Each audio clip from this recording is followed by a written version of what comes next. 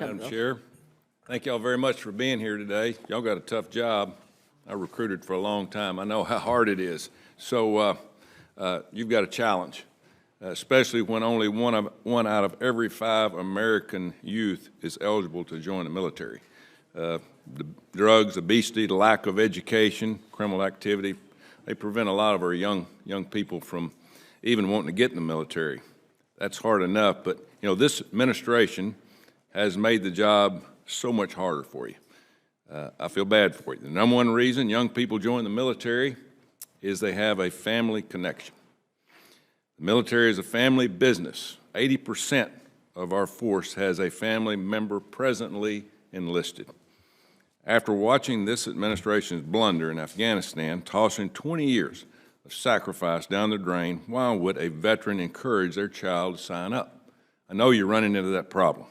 So this administration doesn't inspire our youth about America. It paints our service members as extremists, white supremacists, but are surprised that only 9%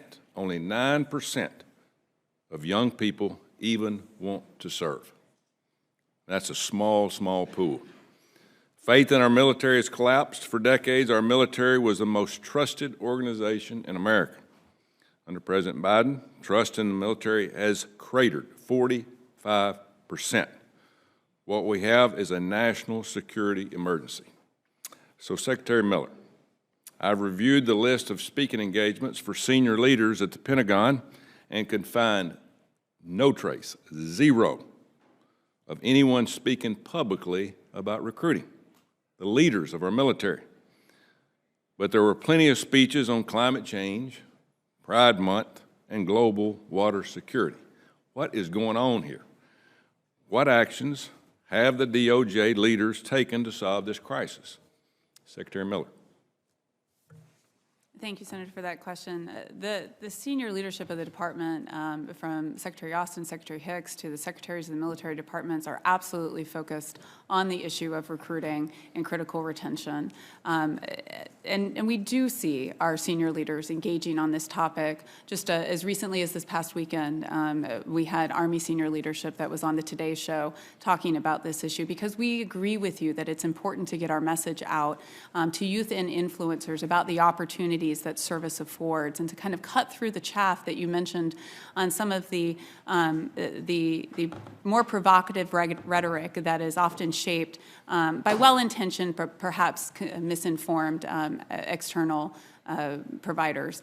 And so we agree that through strategic marketing and advertising, strategic engagements by our senior leadership inside the department, that we do have a role to play to ensure that the right information is getting to the right people at the right time about the opportunities that military service affords. Yeah. Well, I know you are great recruiters, but our leaders, our president, and our leaders in the military that are seen on TV every day, I know they're busy. We got a dangerous world we're living in, but they have got to spend time on helping us recruit. I mean, we need everybody on board. This panel's, we've heard a lot of concerns and critiques, but I want to first take a moment to commend the United States Marine Corps. The Marines are the only service currently to meet the F-22 recruiting numbers. Well done. The Marines are meeting their numbers because they stick to talking about defending our nation. You know, compare any Marine Corps recruiting ad to the Army's woke campaign, and you'll see why the Marine Corps is meeting its numbers. The calling campaign of the Army was so widely trashed that they had to turn off comments on YouTube. And I saw them. I mean, it's not what this country looks for when we're talking about military and to defending our freedom. Dr. Strobe, are there any legal or policy changes that Congress could direct that would allow the services to modernize recruiting efforts and to be more effective with their current budget? Senator, I'm glad you asked that question. I do think there are some things we need to look at as far as accessing data. When a potential applicant, for example, comes to marines.com, we would like to be able to use modern tools to be able to send targeted advertising to that applicant when they leave our website. So if they click on a picture of a howitzer, we might be able to later have a howitzer show up on something else that they might be looking at. To do that requires us moving out of the telephone book era of just having social directories that the high schools provide us. Yeah, thank you. Well, and along some of those same lines, to add insult to injury, the White House has now decided to cancel up to $20,000 student loan per borrower. Student loan forgiveness and the GI Bill are the two of the biggest and most successful incentives for military recruitment. To your knowledge, any of you, were the consequences of military service recruiting considered during the recent student loan forgiveness? Anybody want to answer that? Senator, I can answer that.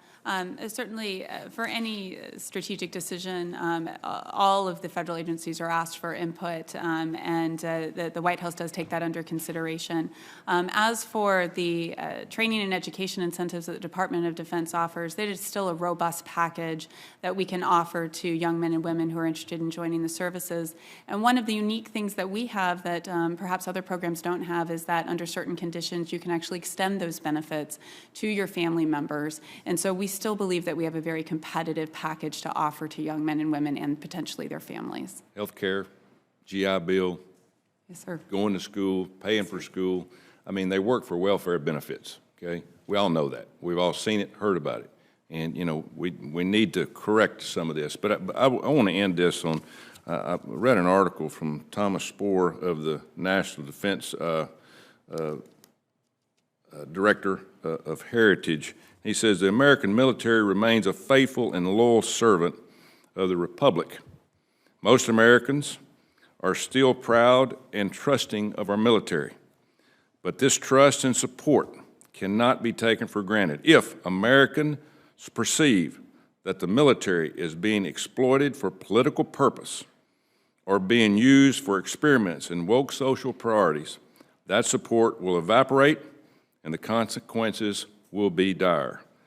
My hope and prayer are that we figure out all of this before it's too late. Thank you very much.